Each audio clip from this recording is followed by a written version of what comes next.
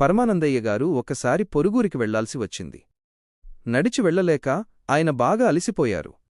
ఒక గుర్రం ఉంటే బాగుండేదిరా, హాయిగా దానిమీద కూర్చుని వెళ్లేవాడిని అని శిష్యులతో చెప్పారు.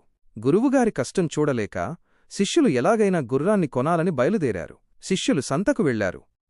అక్కడ ఒక తెలివైన వ్యాపారి పెద్ద పెద్ద బూడిద గుమ్మడికాయలు అమ్ముతున్నాడు. శిష్యులు ఆ కాయను ఎప్పుడూ చూడలేదు. అయ్యా, ఇవేంటి అని అడిగారు. వారి అమాయకత్వాన్ని కనిపెట్టిన వ్యాపారి, నాయనలారా, ఇవి మామూలు కాయలు కావు, ఇవి గుర్రపు గుడ్లు. వీటిని ఇంట్లో పెడితే గుర్రం పిల్లలు పుడతాయి అని అబద్ధం చెప్పాడు. శిష్యులు ఎంతో సంబరపడిపోయారు. గుర్రం కొనాలంటే చాలా డబ్బులు కావాలి, అదే ఈ గుడ్డు కొంటే తక్కువకే గుర్రం వస్తుంది కదా అని భావించి భారీ ధర చెల్లించి ఆ గుమ్మడికాయను కొన్నారు.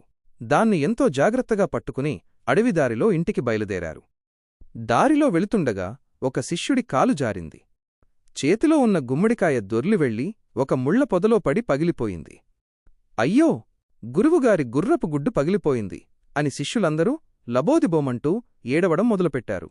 సరిగ్గా అదే సమయంలో ఆ పొదల్లో నిద్రిస్తున్న ఒక కుందేలు గుమ్మడికాయ పడిన శబ్దానికి భయపడి వేగంగా బయటకు వచ్చి పరుగెత్తింది.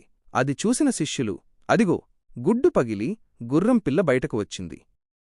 అది భయపడి పారిపోతోంది, పట్టుకోండి అని దాని వెనకాల పరుగెత్తారు. కుందేలు దొరక్కపోయేసరికి శిష్యులు నిరాశగా గురువుగారి దగ్గరకు వెళ్లారు. గురువుగారు, గుర్రం పిల్ల పుట్టింది కాని అది పుట్టగానే ఎంత వేగంగా పరిగెత్తిందో తెలుసా? గాలిలో తేలినట్లు వెళ్ళిపోయింది. అది అంత స్పీడుగా ఉంటే మీరు దానిమీద కూర్చోలేరు, అందుకే వదిలేశాం అని చెప్పారు. వారి అమాయకత్వానికి గురువుగారు నవ్వాలో ఏడవాలో తెలియక ఉండిపోయారు.